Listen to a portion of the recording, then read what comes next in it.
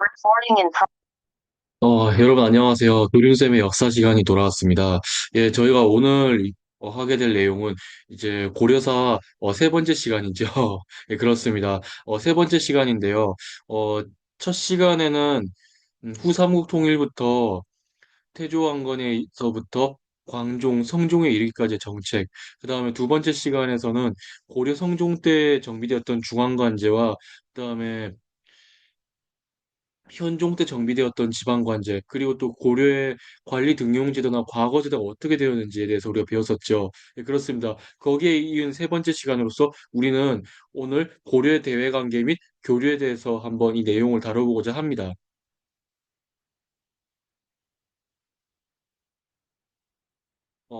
학습 목표를 한번 제가 읽어드리겠습니다. 이 세 가지 앞에 화면에 제시했던 이 세 가지 학습 목표를 가지고 오늘 고려의 대외 관계에 대해서 한번 다뤄볼 예정인데요. 먼저 학습 목표를 한번 제가 읽어드리겠습니다. 1. 고려를 둘러싼 10세기 동아시아 정세를 설명할 수 있다. 2. 고려와 거란 및 여진과의 관계, 또 전쟁의 양상에 대해 파악할 수 있다. 3. 고려와 송나라와의 대외 교류를 정리할 수 있다. 예, 이 세 가지 학습 목표를 가지고 오늘 한번 모든 내용들을 한번 다뤄보겠습니다. 우리가 전시 학습했었다고 했던 내용들, 제가 방금 전에 말씀드렸지만, 다음과 같습니다. 고려의 중앙 정치 제도가 또 어떻게 했는지, 그리고 지방 행정 제도라든가, 그 다음에 군사 제도가 어떠했는지, 또 이 화면에는 없지만은, 또 관리 등용 제도나, 어, 교육제도는 어떻게 했는지, 그런 등등을 다루었는데요. 이번 시간에는 대외 관계에 대해서 한번 다뤄보겠습니다. 내용은 크게 이 네 가지로 구성이 되어 있습니다. 자, 그렇다면 먼저 10세기 동아시아의 정세가 어떠했는지를 우리가 한번 살펴볼 필요가 있는데요. 먼저 다음과 같습니다. 여러분들 그 고구려와 백제를 멸망시켰던 당나라 아시죠? 예, 이 당나라 여러분들 들어보셨겠지만은 이 당나라가 그 이후부터 용성기에 접어들다가 755년 안사이난을 계기로 해서 절도사가 통치하는 번진들의 난림 및 그 이후에 발생했었던 농민 봉기로 인해서 907년에 멸망하게 됩니다. 자, 그렇다면은 당나라가 멸망하고 그렇다면 중국 대륙은 어떻게 되었을까요? 그 화면에 있었던 지도에 나타난 것처럼 5대 10국 시대가 도래하게 됩니다. 즉 당나라 멸망 이후에 전국 시대가 도래하게 되는데요. 자, 그렇다면 여기서 질문이 한 가지 있겠죠. 선생님, 그러면 여기서 5대 10국이라는 것은 도대체 무엇을 이루는 말일까요? 이렇게 궁금해할 수 있습니다. 먼저 이 5대 10국에 대해서 좀 말씀을 드린다면은 쉽게 말하면 이렇습니다. 여기서 5대라고 하는 것은 뭐 후량, 후당, 후진, 후한, 후주의 5대 왕조로서 구성이 되어 있고요. 10국이라고 하는 것은 여러분들 그 후주 밑에 막 그 초록색 글자로 된 뭐 전촉이라는 후촉 이렇게 보이시죠? 보시면은 전촉, 후촉, 형남, 초, 남한 뭐 그다음에 후주 쪽에 약간 붙어 있는 북한, 그다음에 뭐 남당, 민, 5월, 5 이러한 것들을 이제 10국이라고 합니다.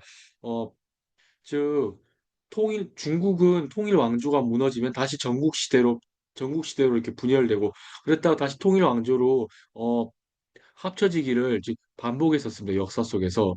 자, 그러는 사이에 그렇다면 이때 이제 북방의 정세는 어땠느냐? 거란족의 세력이 팽창했습니다. 여러분들 거란족 아시죠? 제가 전전 시간 고려사를 다뤘을 때 한번 언급한 적이 있었어요. 즉 태조왕건이 후백제 견훤과 후삼국 전쟁을 이제 수행하고 있던 그 사이에 발해가 거란에 의해서 멸망했다는 것들. 이때 바로 이때의 일입니다. 이때 이제 발해가 거란에 의해서 멸망하게 되었고 그러면서 거란은 이제 거의 북방 지역을 거의 다 장악하다시피 했습니다. 그렇다면은 5대 19 시대 이후에 어떻게 됐을까요? 여러 과정을 거쳐서 960년에 송나라가 건국됩니다. 이때 이 송나라를 건국한 인물이 누구였느냐? 그 당나라나 후주의 절도사 출신이었었던 조광윤에 의해서 건국이 되었어요. 자, 이렇게 조광윤에 의해서 송나라가 건국이 되었고, 그러다 보니까, 어, 이 송나라를 둘러싼 정세를 여러분들 지도 보이시죠? 앞에. 네. 지도 보시면은 이 북방 위로는 북쪽으로 요나라 거란이 있고요. 그다음에 요나라 서쪽에 있을 때 위구르, 그다음에 서남 쪽에 서하, 그리고 이제 토번이라든가 등등의 여러 나라들이 이렇게 이민족들로 난립이 있었습니다.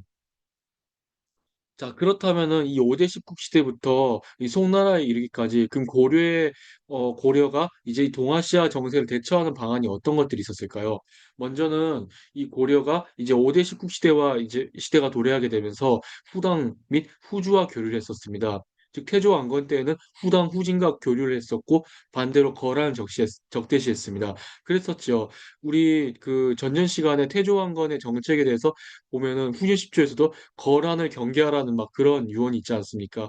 이 거란은 이제 적대시하고 이제 반대로 중원 대륙에 있었던 좀 분열되었던 뭐 후당이라든가 후진과의 교류를 했었습니다. 그리고 태조왕건에 이어서 즉위했던 해종, 정종을 거쳐서 그 노비안건법, 그다음에 과거제를 시행했었던 이 광종 때에는 후주와 교류했었죠. 자, 이때 제가 보자 전전 시간에 강조했었던 그 과거제 광종 때 이 쌍계 건의로 과거제를 도입했다 하지 않습니까? 바로 그 쌍기가 그 후주 출신인 거예요. 그렇죠. 자, 이렇게 봤었을 때, 아, 고려가 후주와 교류했다는 이런 흔적들을 우리가 한번 이렇게 좀 전전 시간에 배웠던 그러한 것들과 좀 연결지어서 생각을 해볼 수 있구나, 라고 우리가 한번 유출해 볼 수 있습니다. 그랬어요. 그렇기 때문에 이 쌍이란 이제 인물이 이 고려를 기하하게 되었고 이 기하인으로서 자신이 직접적으로 경험했었던 또한 제도 정비라던가 그다음에 과거제를 경험했던 이러한 것들을 토대로 해서 결국 고려에도 과거제를 도입하게 됐던 거죠. 네. 야, 그러다가 이제 중원의 왕조가 바뀌었죠. 왕조가 바뀌었다고 말씀드렸습니다. 즉 조광윤에 의해서 이 송나라가 이제 건국되었다고 하는데요. 그러면서 광종 때 송나라와 교류를 하게 됐습니다. 그러면서 송나라 연호를 사용했었고요. 여전히 거란을 적대시했었습니다. 그렇게 자, 이로 봤었을 때 고려는 건국초부터 그 북진 정책을 추진했다고 이미 제가 말씀드린 바 있었습니다. 즉 태조왕건의 어, 북진 정책을 단행했다고 하셨을 때 그때부터 이 북진 정책 내용이 어떠했는지를 제가 설명드린 바 있었고요. 그렇기 때문에 이 북진 정책을 추진함으로 말미암아 끊임없이 거란을 견제하게 되었습니다. 그러면서 송나라와의 우호 관계를 더욱더 돈독히 하게 됩니다. 자, 이러한 기조는 광종과 경종을 거쳐서 성종 때까지 이어지는데요. 바로 그 중앙 관제를 정비했었던 이 성종 때 대위기를 맞게 됩니다. 자, 첫 번째 고려 거란 전쟁이 발발하게 되죠. 993년 그 고려 성종 때 거란의 소손영이 총사령관이 되어서 첫 번째로 침략하게 됩니다. 이때 이제 소손영이 이끌고 내려왔던 군대가 80만 대군이었다고 합니다. 저도 어렸을 때 그리고 고등학교 2학년 때까지 그렇게 알고 있었는데요. 고3 때 이제 방영했었던 천주태후 드라마에서 사실 80만 대군이 아니라 80만 대군은 이제 허장성세라는 것. 그리고 실제로 이제 왔던 군대는 뭐 5만에서 뭐 10만 사이에 이르는 병력이었다라고 이렇게 했는데요. 제가 이 내용이 좀 궁금해서 찾아봤더니 보통 80만이란 것은 이제 소선영이 그 고려 성종과 고려 조정이 말했었던 이 허장성세였다는 것들 그리고 실제로 왔던 것은 5만에서 10만 사이를 맴돌았는데 뭐 적게 온다 하더라도 5만 명 이상 그리고 10만 명 이하 이렇게 보통 보는 것이 그 학계의 통설이라고 합니다. 아무튼 거란의 소손영이 80만 대군을 이끌고 쳐들어왔다고 합니다.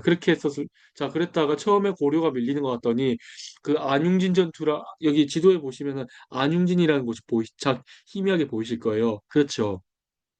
이 안융진 전투에서 결정적으로 고려가 승리하게 됩니다. 그러면서 조금 이제 유리한 국면을 맞이하게 됐고 이 유리한 국면을 바탕으로 해서 고려 서희와 이제 거란 소손영 간의 외교談判이 성사될 수 있었습니다. 자, 이렇게 보면은 이 외교라는 것은 결국 그냥 하는 것 같지 않습니다.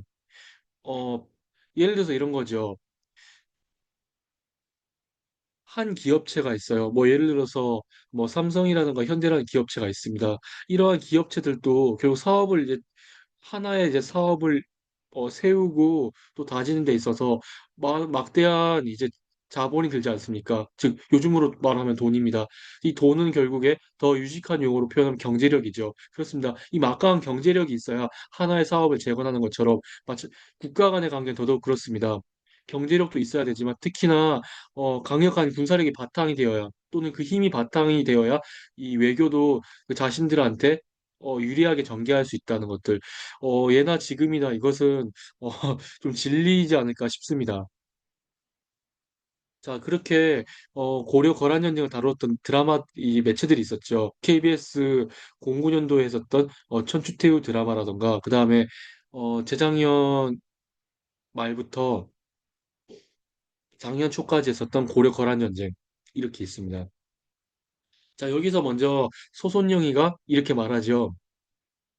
아니 고려는 신라를 계승한 나라인데 왜 함부로 우리 땅을 넘보느냐 이렇게 발단이 시작됐어요. 그러니까 거기에 대해서 서인은 이제 고려는 신라를 계승한 나라가 아니다. 즉 고구려를 계승한 나라다. 그래서 나라 이름도 고려라고 한 것이다. 이렇게 했었어요. 자, 그렇게 이제 이제 서희의 그런 언변에 밀리니까 소손영은 그제서야 자신들이 침략한 이유를 밝힙니다. 아, 왜 고려가 그렇다면은 허란을 배척하고 송나라와 이제 우호 관계를 송나라하고만 자꾸 가까워지려고 하느냐 이렇게 이의를 제기했던 거죠. 그러니까 이제 서희는 거기에 대해서 이제 적절하게 답변하게 됩니다. 아, 거란을 배척한 것이 아니다. 그 사이 우리가 거란하고 거래하고 싶으나 그 거란하 우리하고 거란 사이에 이 여진족이 있어서 거란과 교류하기 상당히 어려웠다. 그렇게 말하게 됩니다. 이렇게 하면서 우리한테 좀 땅을 떼어주면은 우리가 좀 거란하고 이제 교류하는데도 크게 막힘이 없을 것 같다. 이렇게 한 바 있었습니다. 자, 그렇게 해서 이 지도를 보시면은 그 좀 노란색으로 표시됐던 동그라미 지역들 보이시죠? 뭐 용주, 철주, 곽주, 그래요. 통주, 흥하진, 뭐 귀주 이렇게 이 강동 육주를 얻게 됩니다. 즉 서희의 외교 담판으로 이 강동 육주를 얻게 됐었죠. 그러면서 오히려 좀 피를 덜 흘리고 좀 영토 확장에 공을 세웠던 거예요. 자, 그렇게 이렇게 땅을 얻게 됩니다. 자, 하지만 이 서희가 얻었던 이 강동육주는 어떤 역할을 하냐? 나중에 거란과의 2차 전쟁, 또 3차 전쟁 당시에 가장 큰 요새 역할을 하게 됩니다. 그래서 2차 전쟁 당시에 흥하진으로 거란군이 먼저 밀고 내려왔을 때 양규가 1차적으로 방어해내지 않습니까?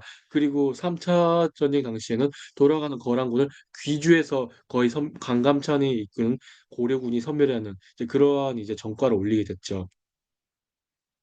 바로 여기에 띄었던 이 문신 표시고자 문관에 관썼던 이 인물이 바로 이제 서희란 인물입니다. 이 서희란 인물은 대대로 명문 가문이었었다고 하는데요. 광종 때의 명신이었던 서필의 아들이었고 그 다음에 자신의 이후에 그 이후에도 이 선울이라고 하는 인물도 이제 할아버지 서필 그리고 아버지 서일 이어서 대대로 재상을 역임하게 됩니다. 그렇습니다. 자, 그러다가 어떻게 전개되냐. 고려의 정세를 간단히 말씀드린다면 그렇게 쭉쭉쭉 이어서 결국 997년 고려는 이제 성종이 이제 죽게 됩니다. 성종이 승하하게 되면서 목종이 즉위하게 되죠. 그러면서 어떻게 됐냐. 그 목종의 모후였던 천주태후의 섭정시대가 시작됩니다. 자, 이때 제가 좀 기록을 살펴보니까 이군 6의 중앙군 체제라든가 체제 등의 이 군사제도가 정비됐다는 기록을 보았었어요. 여기에 과연 제가 또 화면에 실었지만 지방군 제도까지 이렇게 다시 정비를 했느냐라는 것이 좀 불분명해서 제가 한번 찾아보려고 하는데요. 중앙군 체제가 정비됐다는 건 확실하고 다만 주연군이라든가 주진군 중에 이 지방군 체제는 아무래도 그 고려 초기 때부터 이제 정비되었고 다져왔던 광군을 모체로 해서 이렇게 오히려 완전한 지방군 체제로 이제 좀 완성되지 않았을까라는 것들을 좀 해보게 된대요. 이 부분에 대해서는 조금 더 제가 찾아보고 다시 한번 더 말씀을 드리겠습니다. 그다음에 자, 어쨌거나 이렇게 이군육의 중앙군 관제를 편지하게 돼요. 그럼에도 불구하고 어떻게 됐냐? 목종대에는 좀 정치적 혼란이 있었죠. 즉 천추태후와 이 김치향의 관계, 즉 김치향이 자신의 아들을 이제 옹립하려는 이제 반란이 시도가 됩니다. 그러면서 이 정치적 혼란이 대두하게 됐죠. 그랬더니 이제 목종이 서북면 도순검사 강조와 그 군대를 불러들였었어요. 하지만 강조가 어떻게 되냐? 역으로 천주태후와 목종을 몰아내고 김치항을 죽인 다음에 현종을 고려 제8대 황제로 이제 추대하게 됩니다. 이렇게 좀 전개됐어요. 자, 그렇다면은 과연 고려 말고 거란은 어떻게 되냐? 거란은 이제 1차 전쟁 이후에 이제 내시를 다지게 됩니다. 내시를 다지게 될 뿐 아니라 소태우, 즉 거란 성종의 어머니였던 소태우의 이제 추진력 하에 1004년도에 이제 송나라를 공격하게 됩니다. 송나라를 공격하게 되었고 이 전연의 맹약을 맺음으로써 이 송나라가 두 번 다시 힘을 쓰지 못하도록 그렇게 먼저 그 바로를 막게 됩니다. 그러면서 이제 고려를 향해서 계속 창끝을 겨누게 됐었죠. 그러던 사이에 이제 즉위하게 된 건데요. 이 현종에 대한 소개를 잠깐 드린다면 고려의 제8대 황제로서 어, 태조왕건과 태조왕건의 오부인이었었던 신성왕후 김씨사에 태어났던 경주원군 왕후과 그다음에 천추태후의 친여동생이었던 헌정왕후 사이에서 태어난 사생아였어요. 즉 사통을 해서 태어난 이제 아이라는 의미입니다. 자, 그러다 보니까 어떻게 됐냐. 이 자신의 아들을 옹립하려 했던 김치항과 이 천주태후에 의해서 목숨을 위협받기도 했었습니다. 즉, 죽을 고비를 넘겼어요. 자, 그랬던 현종이 이렇게 즉위하게 됩니다. 즉위하게 됐었지만은 이 현종에 대한 평가가 어떻게 됐냐. 우리가 흔히 해동공자로 알려졌던 이 최충이라는 인물은 이 현종을 간남비운의 황제이자 태평성대를 이룩한 군주로서 평가를 하고 있습니다. 이 간남비운이라고 하는 것은 어, 억세게 운이었고 고생을 엄청 많이 했다는 것을 의미하는데요. 자, 이러한 어려움들을 딛고서 이제 태평성대를 즉 고려의 태평성대를 가져왔었던 이런 황제라고 이렇게 추앙하게 됩니다. 자, 왜 이렇게 되었느냐라고 한다면은 결국 고려 거란 전쟁 극복했었던 것과 이를 바탕으로 해서 이 정비에 있었던 지방 행정 제도의 체계 완비 등을 일컫는 말이 아닐까 싶습니다.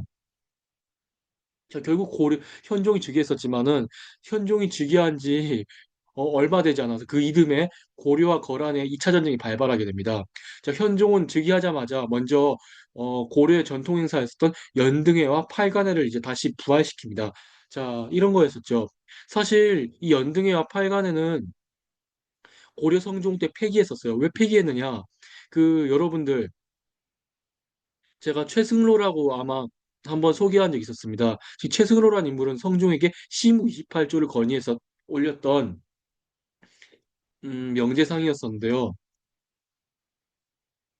즉 그가 이제 불교 행사를 이제 너무 사치스럽다고 하지 말라는 이유가 다른 어떤 것이 아니라 광종 때의 일을 이제 근거로 했던 겁니다. 왜, 자, 근거가 무엇이냐? 간단히 말하면 광종이 불사를 너무 지나치게 일으켰다. 그렇기 때문에 경비가 너무 많이 소요되는데 이 경비를 줄이기 위해서는 연등회와 팔간의 행사를 없애야 한다. 이렇게 해서 고려 성종 때 폐기됐었습니다. 하지만 목종을 거쳐서 즉위했던 현종은 결국 연등회와 팔간의 행사를 다시 부활시켰는데요. 자, 이것은 어떻게 됐냐?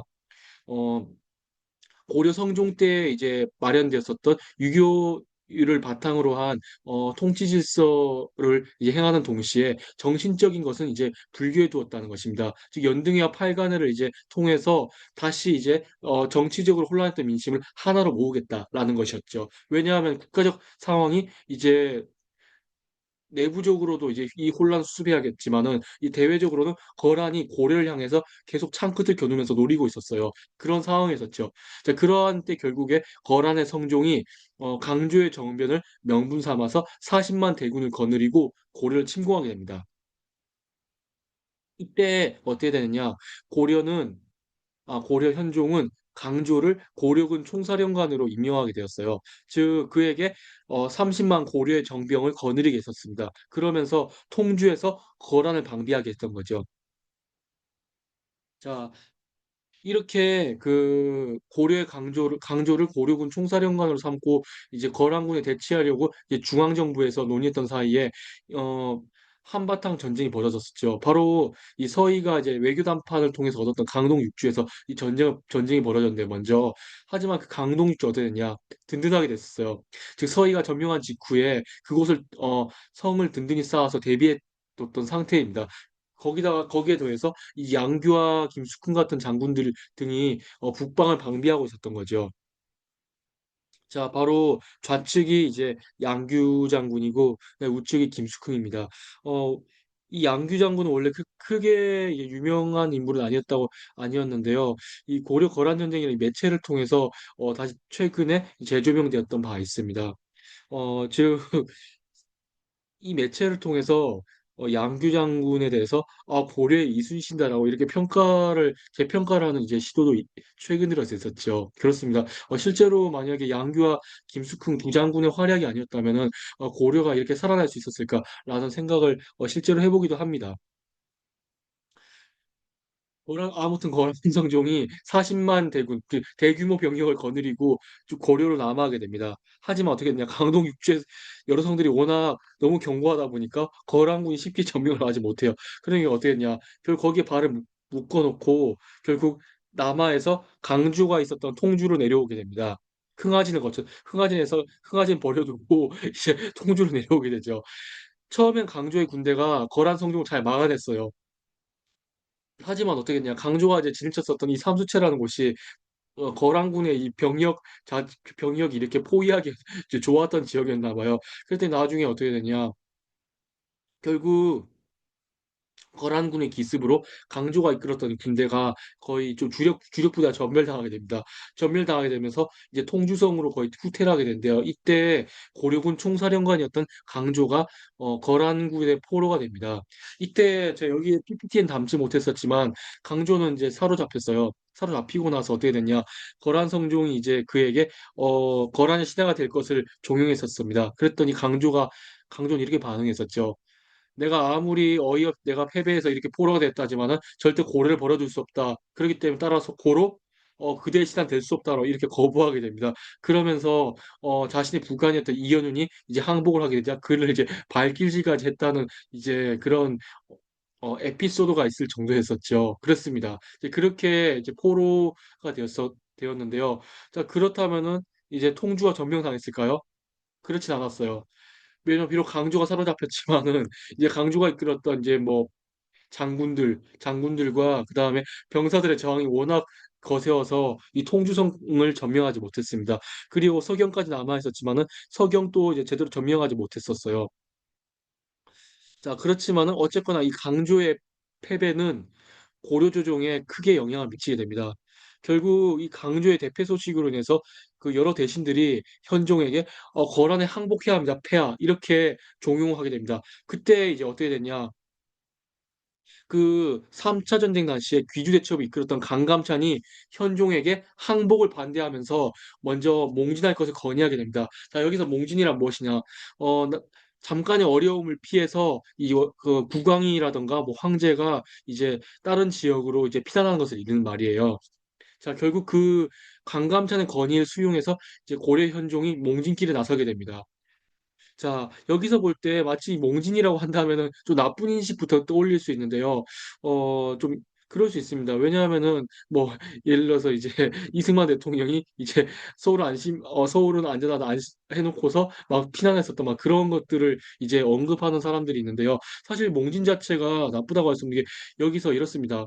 왕조 국가가 되었던 아니면은 이제 민주주의 국가가 되었던 국가 원수가 이제 예를 들어서 뭐 적들한테 잡힌다 그러면은 실제로 그 나라 국민들에게 끼치는 영향이 크게 됩니다. 고려도 절대 예외가 아니었었어요. 왜냐하면 예를 들어서 고려 현종이 거란 성종의 포로가 되었어요. 사로잡혔다, 항복했다. 그랬을 때 고려는 사실상 끝난 거나 마찬가지입니다. 그렇기 때문에 이제 이러한 속성을 꿰뚫어 봤던 강감찬이 바로 현종의 건의를 했었고, 현종은 정말 굴욕을 참아가면서 이렇게 피난길에 오르게 된 거예요. 하지만 어떻게 됐냐? 이 피난길이 그렇게 녹록하지가 않았어요. 왜냐하면 몽진도 중에 죽을 위기에 처했었습니다. 예를 들어서 이런 거였었죠. 충주 지역에 내려갔는데 충주 지역이 어떻게 됐냐? 충주 지역의 뭐 향리, 토호들, 호족 세력들이 이제 현종을 대적하게 됐습니다. 현종을 죽이려고 대들었다가 결국에 현, 현종을 보위했었던 뭐 강감찬이라든가 지체군 등의 이제 기지로서 위기를 모면하게 됐던 일이 있었습니다. 또 그런가 하면은 이제 공주 지역에서는 공주절도사 김문부의 극진한 대접을 받게 됐었죠. 이러한 일이 배경이 되어서 나중에 이 고려 거란 전쟁의 그 2차 전쟁을 극복한 이후에 김은부에게 크게 포상하면서 그의 딸들을 자신의 황후로 맞아들이는 일까지 있었습니다. 자, 그렇게 쭉쭉쭉 내려와서 나주까지 몽진을 가게 됐었죠. 이때 이제 현종을 수행했던 인물이 바로 강감찬이었었어요. 그렇습니다. 다른 대신들은 거의 뿔뿔이 흩어졌었지만 강감찬이라든가 지채문 같은 인물들은 끝까지 현종을 보필하게 됩니다. 그 사이에 어떻게 됐냐? 강동 육주에서 거란군을 패퇴시켰던 양규, 김숙흥 등이 이제 군대를 거느리고 곽주를 탈환함으로써 거란의 퇴로를 이제 차단하게 됩니다. 그러면서 이제 치고 빠진 전략으로 거란군을 기습하면서 이제 거란의 이제 대군을 뭐 1만 명 또는 2만 명 이상 이렇게 죽이고 이제 거란의 포로가 되었었던 고려인들을 거의 구출하게 됩니다. 그리고 이제 퇴각하는 거란 성종을 치다가 장례를 전사함으로써 이제 고려와 거란의 2차 전쟁이 이렇게 종결됩니다. 만약에 이들의 화력이 아니었다면은 아마 현종이 이 대위기 즉위하자마자 이 발생했었던 이 국난을 극복하지 못하지 않았을까라는 생각이 드는데요. 결국에 이제 이 위기를 극복했던 현종은 강감찬을 크게 등용하게 됩니다. 이때 강감찬은 현종을 끝까지 보필한 공로로 내사시랑 평장사, 즉 지난 시간에 했었던 이 중서문화성의 문화시중 다음에 높은 관직에 오르게 됩니다.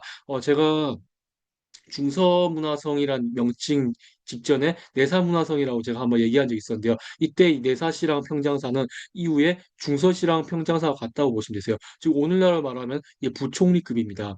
결국에 이 일을 강감찬을 이렇게 부총리급에 기용하고서 실질적인 정사를 논의하게 됩니다. 그러면서 이제 지방행정제도를 정비하게 되죠.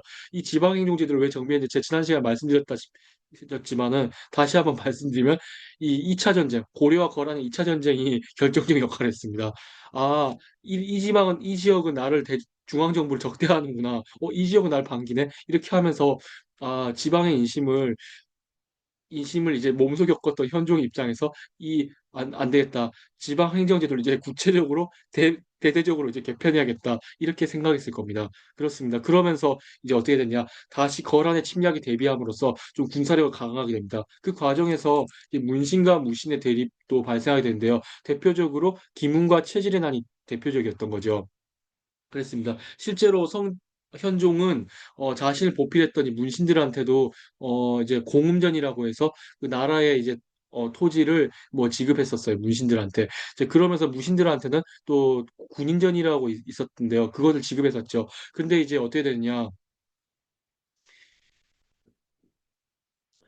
토지를 지급하는 과정에서 아니 문신들은 엄청나게 많이 주는데 아니 우리 무신들은 아니 전쟁에서 엄청 쎄빠지 고생해놓고 겨우 이거밖에 안 되냐 이렇게 된 거예요. 실제로 그 양을 제 기록을 찾아보니까 그 양이 이제 좀 어, 어, 조금 그렇긴 하네. 약간 할 정도로 약간 좀 문신들에 비해서는 조금 대우가 이제 형편이 없었다는 게 느껴졌었어요. 그러다 보니까 여기에 불판을 품었던 김훈과 최질이라는 이제 그 무신들이 현종한테 대들었다가 결국 역으로 진압당하게 됐던 이런 일까지 있었습니다. 네, 이러한 일들이 있었던 거죠. 이러한 것들 나중에 이제 일어났던 무신정변이라는 것에서도 동일하게 이루어졌었죠. 물론 무신정변은 여러 가지 이제 어, 복, 어, 복합적인 요인들이 많이 작용하는 게 있었지만은 결국 문신과 무신의 대립, 즉 이 뭐랄까 대우적인 차이에서 오는 이제 그런 반감도 한 몫을 좀 차지했다고 보시면 되세요. 그렇습니다. 아무튼 그 여하를 막론하고서 다시 이제 다시 넘어가게 되면은 이제 드디어 거란이 이제 세 번째로 고려를 침략하게 됩니다. 이때 이제 거란의 동평군왕 소배합이 10만 군대를 거느리고 고려를 침공하게 되죠. 자, 이때 고려군의 총사령관은 바로 강감찬이었습니다. 그리고 그 외에 강민첨이라던가 지체문, 김종현, 유방 등의 장군들이 강감찬 희하에서 다 포진되어 있었죠. 자, 여기 화면에 이제 있는 인물은 강민첨이라는 인물입니다. 이 강민첨이라는 인물이 이제 1만이 넘는 기병으로 거란의 대군을 이 흥하진 앞에서 크게 패배시켰죠. 하지만 어떡하냐. 거란은 이걸 무시하고 내려옵니다. 그러다 이제 내구산에서도 거란군을 패퇴시켰죠. 그래도 그럼에도 불구하고 쭉쭉쭉 내려와서 개경까지 이르게 되는데요. 개경 근처 금교역에서 김종현이 이끌었던 고려군이 거란군을 패퇴시킵니다. 거의 이때는 사실상 거란군이 승리했다는 기록을 거의 찾아보기 힘들 정도로 이제 거란군이 거의 압도적으로 패배하게 고려 땅으로 들어왔다가 압도적으로 패배하게 됩니다. 자, 이것은 무엇을 말하느냐? 이미 2차 전쟁을 겪었던 고려 입장에서 거란의 이제 침략에 만반의 대비를 철저하게 갖췄다는 것을 의미합니다. 자, 그렇기 때문에 어떻게 됐냐? 결국에 개경 근처에서 패배하게 되니까 결국 다시 이제 퇴각할 수밖에 없었어요. 소비하고 결국 군대를 물리는데요. 이때 이제 어떻게 됐냐? 1019년도에 강감찬이 이끌었던 20만 대군이 귀주에 포진하게 됩니다. 포진하게 되면서 소비압이 오기를 기다렸다가 결국에 소비압의 군대를 거의 전멸시키다시피 했었습니다. 이를 이제 사가들은 귀주대첩이라고 하는데요. 이 귀주대첩으로 인해서 거란이 이제 그 이후부터는 대대적으로 군대를 몰고 왔던 일이 없었어요. 그렇다고 해서 아예 거란이 침략 야욕을 벌였던 것은 아니었어요. 물론 이 국지적으로 쳐들어왔다는 이 기록들은 보이지만은 막 이제 뭐 거란의 고려와 거란의 1차, 2차, 3차 전쟁과 같이 막 그렇게 대대적으로 이 내려오지 못했어요. 오히려 그 야욕이 푹 꺾여버렸던 겁니다. 이 덕분에 어떻게 됐냐? 거란은 이 함부로 고려를 침공하지 못하게 됐고요. 또 이때 이제 현종은 강감찬에게 크게 포상하게 됩니다. 강감찬은 친히 마중 나와서 머리 위에 뭔가 장식을 끼워줘요. 장식을 손수 끼워주고 그에게 이제 문화시중이라는 이제 어, 최고의 관등을 내립니다. 내리면서 이제 내렸고 그 다음에 그에게 또 어마어마한 재물을 하사하게 됨으로써 이제 그의 공을 크게 포상하게 됩니다. 그러면서 어떻게 됐냐? 이 강감찬의 귀주대첩은 고려가 동아시아에서 거란의 침략을 물리침으로써 고려와 거란 그리고 송나라 간의 이 세력 균형을 이루었고요. 또 진정한 평화를 가져왔다는 점에서 의미가 컸습니다. 자, 만약에 고려가 여기서 거란의 이 대군을 꺾지 못했으면은 아마 거란이 고려를 굴복시키고 다시 아마 송나라를 정벌했겠죠. 어, 나중에 조선 시대로 치면은 인조 때 만약에 이제 청나라를 꺾지 못했기 때문에 이 청나라는 조선을 굴복시키고 다시 이제 명나라 들어가서 명나라를 멸망시키지 않습니까? 아마 그러한 양상이 이때 반복되었을지도 모르겠어요. 하지만 이때 이제 강감찬의 활약으로 아니 정확히 강감찬과 그 이하에 있었던 장군들의 활약으로 인해서 고려가 거란을 거의 분쇄했기 때문에 세력 균형을 이뤘을 뿐 아니라 동아시아에서의 이 평화 역할을 주도할 수 있었다는 그런 의미에서 참 뭐랄까 이 전쟁은 좀 그 의미가 컸다고 볼 수 있습니다. 예, 그 다음으로는 이제 고려와 여진 전쟁인데요. 물론 이제 거란을 물리쳤던 이제 고려가 이제 평화를 맞이하고 있었지만은 그 사이에 여진족의 세력이 크게 왕성하게 됩니다. 즉 거란을 거의 밀어내다시피 했었죠. 거란을 밀어내고서 밀어내다시피 했었는데요. 배경이 이렇습니다. 12세기 초에 완안부의 아골타가 여진족의 부족을 거의 통합하게 됩니다. 그러면서 어떻게 됐냐? 1107년에 이제 고려를 1차적으로 침공했었어요. 고려가 여기에 대해서 이를 저지하려 했었지만 첫 전쟁에선 패배하게 됩니다. 그러니 어떻게 됐냐? 결국 윤관을 총사령관으로 삼았어요. 고려 숙종이. 그러면서 어떻게 됐냐? 별무반을 편성하게 되는데 여기서 별무반은 이제 신기군, 신보군, 항마군으로서 즉 기병과 보병 그리고 승병 이 3군으로 조직되었습니다.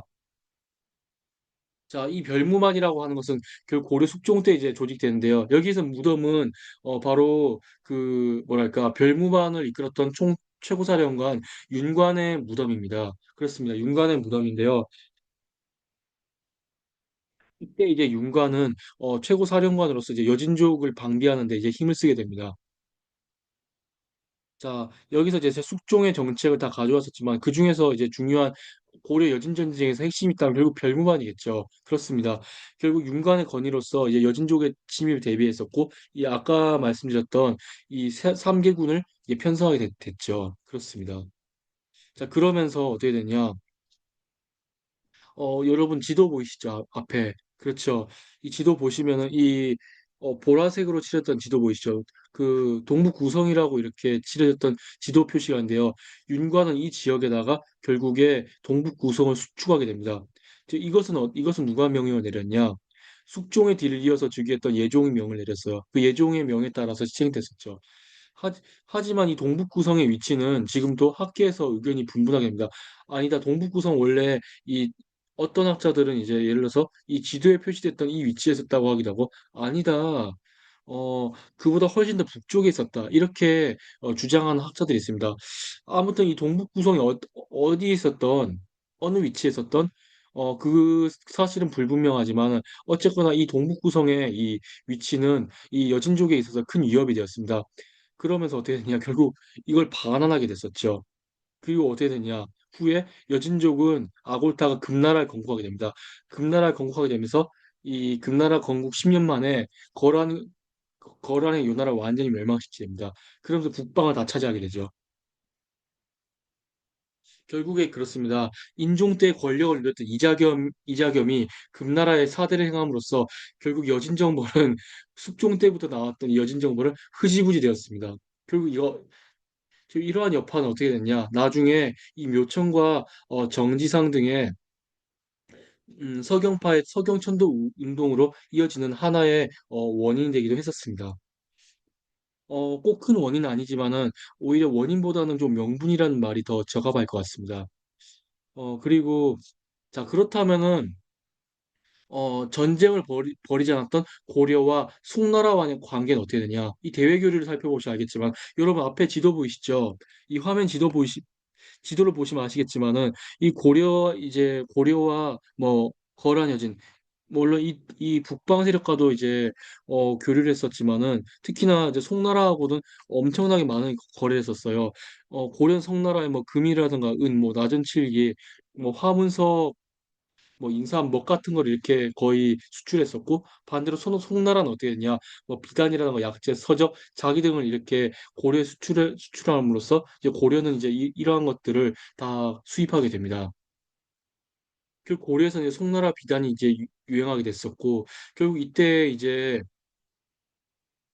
이 송나라와 거래하는 과정에서 송나라에 머물러 있었던 이 아라비아 상인들이 고려로 와서 이제 교류하게 됐었는데요. 이때 이제 고려는 청자 문화가 이제 발달했었어요. 그러다 보니까 뭐 이 청자 문화가 어떻게 됐냐, 또 송나라에 또 널리 퍼지기도 합니다.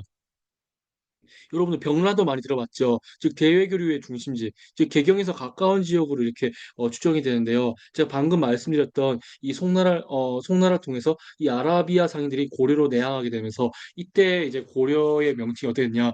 꾸리, 코레, 코레아 이렇게 이 여러 가지 과정으로 불리면서 결국 코리아라는 이름으로 불리게 됩니다. 이때 이제 세계적으로 코리아라는 이름으로 불리게 되었고, 결국 고려 때 이제 불렸던 이 코리아라는 이름이 조선을 거쳐서 지금 또 이어지게 됩니다. 이 대한민국을 코리아라는 이름으로 계속 부르고 있어요. 네, 그렇습니다. 이러한 영향을 이렇게 영향 우리가 아직도 받고 있어요. 네, 이제 이러한 점에서 좀 의미가 이 고려와 송나라 간의 대외 교류가 이렇게 좀 우리가 의미를 찾아볼 수 있지 않을까라는 좀 생각이 이르게 되었습니다.